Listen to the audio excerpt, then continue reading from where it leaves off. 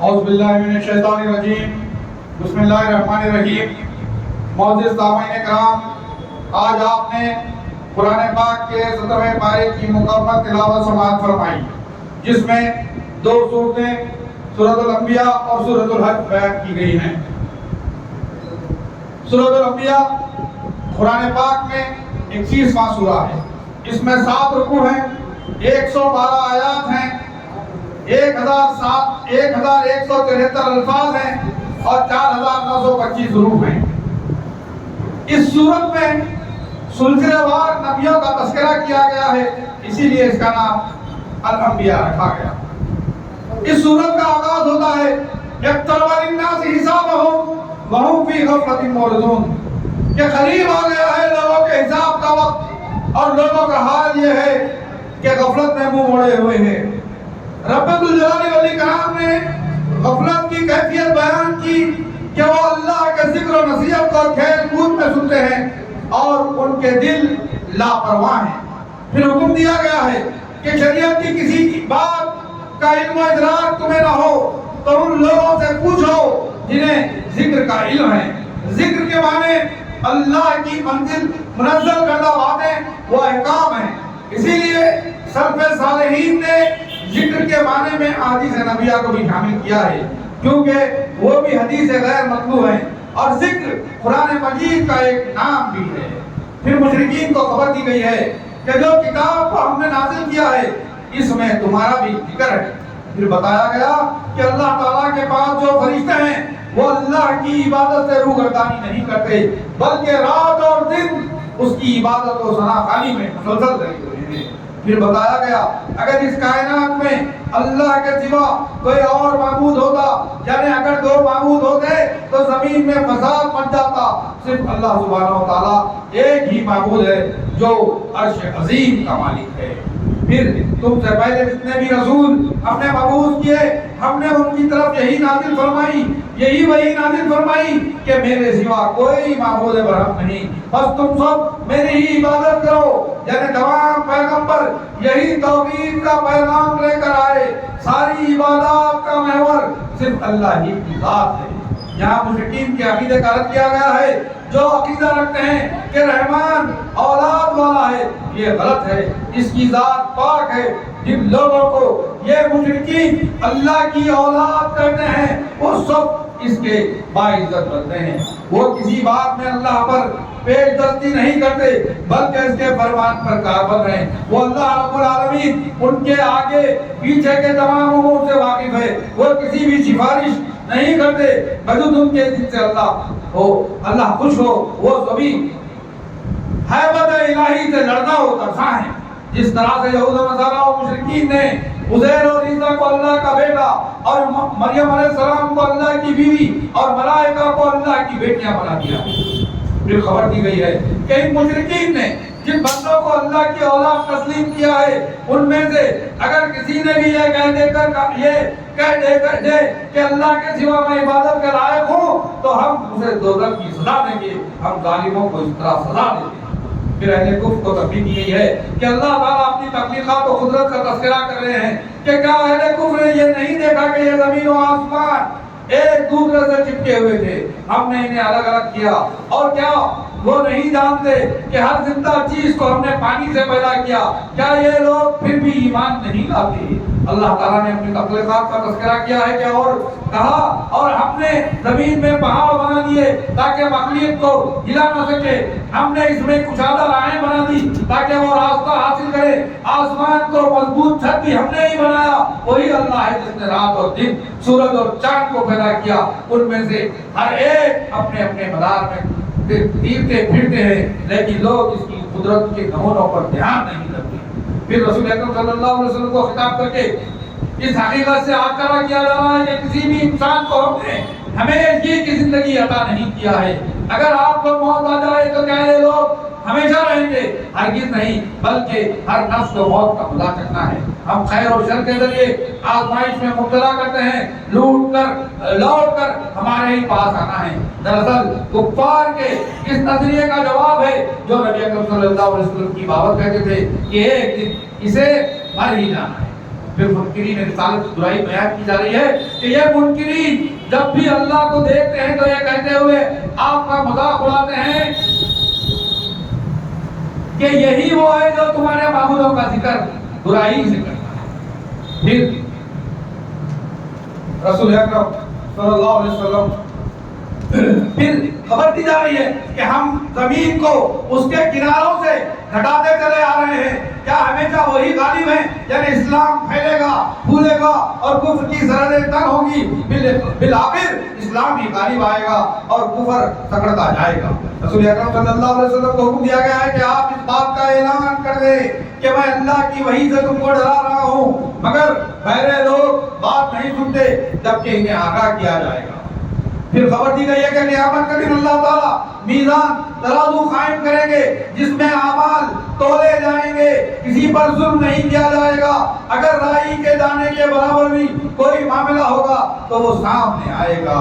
پھر تورات کی صفت بیان کی جا رہی ہے کہ ہم نے موسیٰ و ہارون کو حق و باطل میں فرق کرنے والی کتاب دیا تھا جس میں متقیوں کے لیے ہدایت ہے. متقی وہ ہیں جو اللہ سے اور یوم آخرت سے ڈرتے ہیں. قرآن کے بارے میں خبر دی جا رہی ہے کہ نصیحت اور برکت والا قرآن بھی ہم نے نازل فرمایا ہے، کیا پھر بھی تم اس کے منکر ہو؟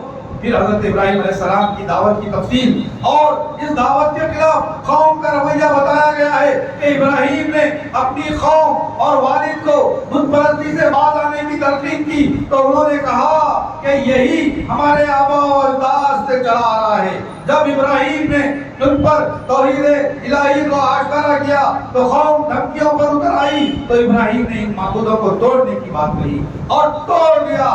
قوم نے ابراہیم پر شک کیا، حقیقت حال تک پہنچ گئے. ابراہیم نے اس موقع پر بھی ان کے ذہنوں کو توحید کی طرف جوڑا، لیکن قوم نے ابراہیم کو سزا دینے کا عزم کر لیا. سزا کے طور پر ابراہیم علیہ السلام کو بڑی آگ میں ڈال دیا گیا تاکہ وہ جل جائیں، لیکن اللہ نے آگ کو ٹھنڈا ہونے کا حکم دیا. اس کے بعد ابراہیم اور لوط دونوں برکتوں والی زمین کی طرف ہجرت کیے. اللہ نے ابراہیم کو اسحاق عطا کیا اور ان کی نسلوں میں قوموں کے امام پیدا کیے جنہیں اللہ نے تاج نبوت سے سرفراز فرمایا. خیر کے کام کرتے تھے، نمازوں کو قائم کرتے تھے، زکات ادا کرتے تھے، سب کے سب عبادت گزار تھے. لوط کے بارے میں خبر دی گئی، لوط کو علم حکمت یعنی نبوت عطا کی گئی. ان کی قوم خبیث اعمال کی مرتکب تھی، ہم نے ان پر عذاب نازل کیا. لوط اور مومنین بچا لیے گئے. جنوں علیہ السلام کا تذکرہ کیا گیا ہے کہ قوم کی نافرمانیوں سے تنگ آ کر جب انہوں نے ہمیں پکارا تو ہم نے ان کی مدد کی اور انہیں اس تکلیف و مشقت سے نجات دیا اور ان کی خوف کو غرق کر دیا. نوح اور مومنین عذاب سے بچا لیے. یہ داؤد علیہ السلام کا تذکرہ کیا گیا ہے کہ ان کے پاس کھیتی اور بکریوں کا ایک مقدمہ آیا تو ہم نے سلیمان کو فیصلے کا فہم دیا. انہوں نے صحیح فیصلہ دیا. ان کے فیصلے کے ہم گواہ ہیں. ہم نے داؤد علیہ السلام کو فہم و فراست، علم و حکمت عطا فرمایا. جب داؤد علیہ السلام اللہ کی بڑائی بیان کرتے تھے تو ان کے ساتھ پہاڑ اور پرندے بھی اللہ کی ثناخوانی کیا کرتے تھے. ہم نے داؤد کو لوہے کی ذرا بنانے کی کاریگری سکھائی. ہم نے سلیمان کے تابع ہوائیں اور بہت سے شیاطین کر دیے. پھر ایوب کا تذکرہ کیا گیا ہے کہ سخت بیماری کے وقت ایوب علیہ السلام نے دعا کی کہ اے اللہ مجھے شدید تکلیف ہو رہی ہے، تو رحم کرنے والا ہے، رحم کر دے. ہم نے ان کی دعا کو قبول کیا، بیماری کو دور کیا اور ان کے گھرانے کے نقصان کی تلافی کر دی. پھر اسماعیل، ادریس علیہ السلام اور ذوالکفل کا تذکرہ کیا گیا ہے کہ وہ بہت صبر کرنے والے تھے جنہیں ہم نے اپنی رحمت کی آغوش میں لیا کیونکہ وہ بہت ہی نیک اور صالح تھے. یونس علیہ السلام کا تذکرہ کیا گیا ہے، وہ جلد بازی میں قوم کو چھوڑ کر نکل گئے. انہیں ہم نے مچھلی کے پیٹ میں پہنچا دیا. مچھلی کے پیٹ سے انہوں نے دعا کی تو ہم نے ان کی دعا لا الہ الا انت سبحانک انی کنت من الظالمین کو قبول کیا اور انہیں اس کرب سے نجات عطا کی. پھر زکریا علیہ السلام کا ذکر کیا گیا ہے کہ وہ اللہ سے دعا کرتے تھے رب لا تذرنی فردا وانت خیر الوارثین، اے میرے رب مجھے وارث عطا فرما۔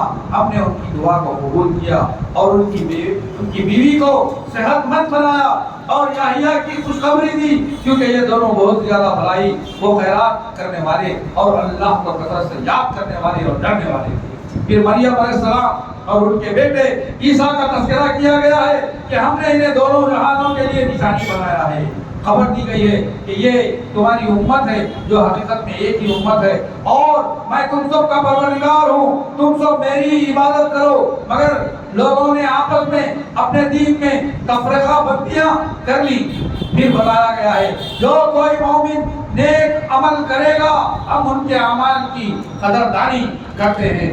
میرے بھائیوں، اسی طرح رب الجلال والاکرام نے معبودان باطل کی حقیقت بتائی ہے کہ تمام معبودان باطل اور ان کے پیروکار سب پل صراط پر آئیں گے، ایسا کوئی بھی نہیں ہوگا جو پل صراط سے بچنے والا ہے۔ پھر جنت کی کیفیت بیان کی گئی ہے کہ جنت میں اہل جنت کو داخل کیا جائے گا، وہاں کوئی بری اور لغویات نہیں ہوگی، جو جی چاہے گا ملے گا، انہیں کوئی غم نہیں پہنچے گا۔ پھر خبر دی گئی ہے کہ قیامت کے دن ہم آسمان کو رجسٹر لپٹنے کی طرح لپیٹ دیں گے، اسے اس طرح بنا دیں گے جس طرح تخلیق اول کی گئی تھی۔ یہ ہمارا وعدہ ہے کہ ہم کر کے ہی رہیں گے۔ پھر رسول اکرم صلی اللہ علیہ وسلم کو رحمت للعالمین کہا گیا۔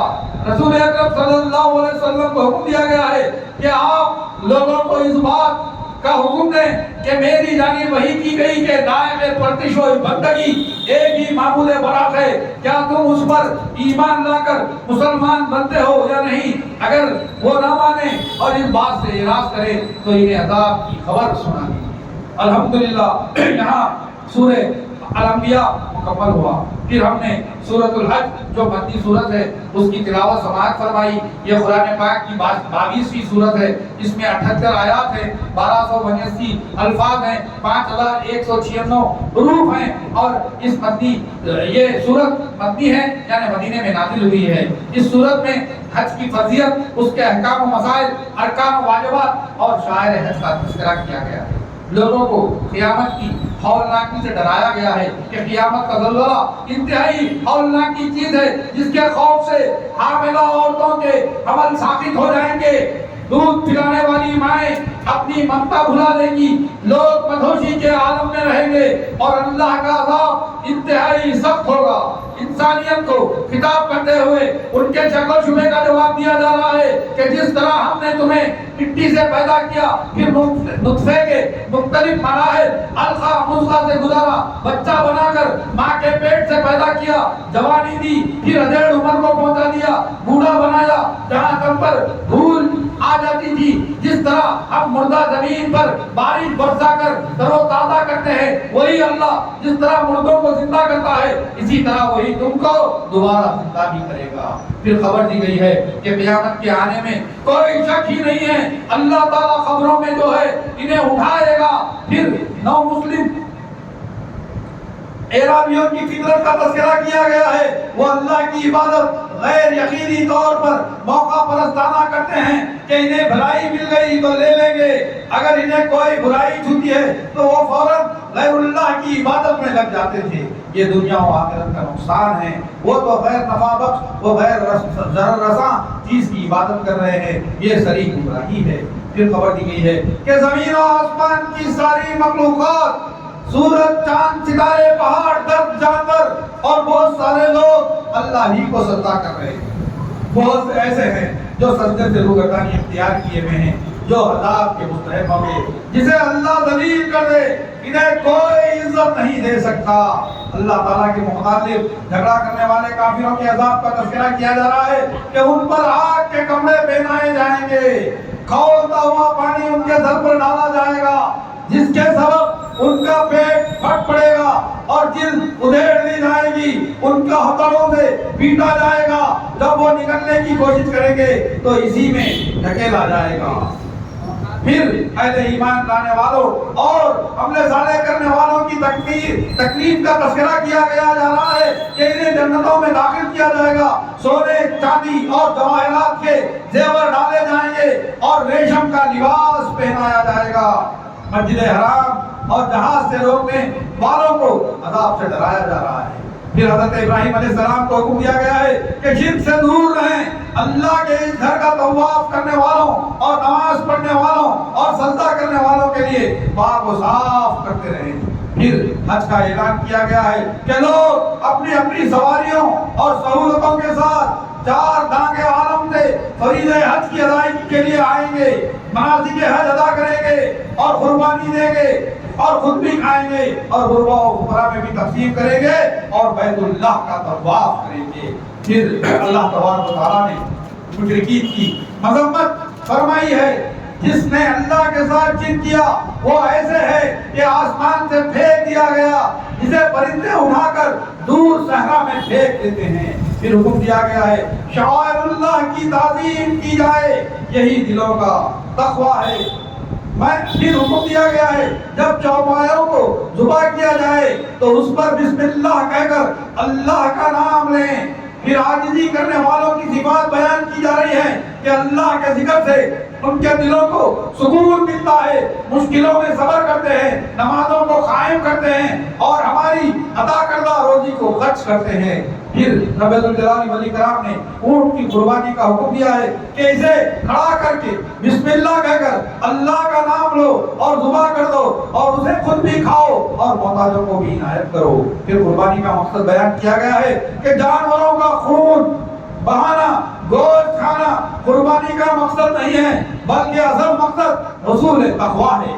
پھر اہل ایمان کے بارے میں خبر دی گئی ہے کہ جنہیں ناحق اپنے گھروں سے نکال دیا گیا، صرف ان کے اس قول پر کہ ہمارا پروردگار فقط اللہ ہے، اگر اللہ تعالیٰ لوگوں کو آپس میں ایک دوسرے سے نہ ہٹاتا رہتا تو عبادت خانے اور گرجے اور مسجدیں اور یہودیوں کے معبود اور وہ منزلیں بھی ڈھا دی جاتی جہاں اللہ کا نام بکثرت سے لیا جاتا۔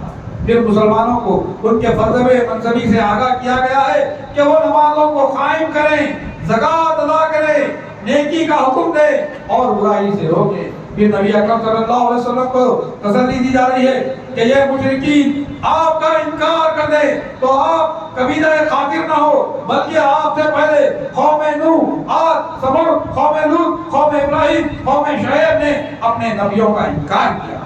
ہم نے ان کی بستیوں کو اوندا کر ڈالا، ان کی آبادیوں کو نشان عبرت بنا کر رکھا۔ زمین میں گھوم پھر کر ان کی نشانیوں کو دیکھو، ان کے دل سوچ سے خالی ہیں، دماغ شعور سے خالی ہیں، کان سماعت سے بے بہرا ہیں، یہ آنکھ کے اندھے نہیں بلکہ دلوں کے اندھے ہیں۔ پھر رسول اکرم صلی اللہ علیہ وسلم کو حکم دیا گیا ہے آپ لوگوں سے کہہ دیں کہ میں تمہیں ڈرانے والا ہوں، جو ایمان لے آئیں اور عمل صالح کریں ان کے لیے بخشش اور عزت کی روزی۔ پھر بتایا گیا ہے اللہ تعالیٰ آسمان سے بارش برساتا ہے تو یہ زمین ہری بھری سرسبز و شاداب ہو جاتی ہے۔ پھر دعوت و مبلغین کو بتایا جا رہا ہے کہ ہر امت کے لیے ہم نے عبادت کا ایک طریقہ مقرر کر دیا ہے جسے وہ لانے والے ہیں۔ آپ اپنے پروردگار کی طرف لوگوں کو بلائیے، یقیناً آپ بھی ہدایت پر ہی ہیں۔ حکمت و معزت کے ساتھ دعوت دینا چاہیے، جب کو جدال سے نہیں۔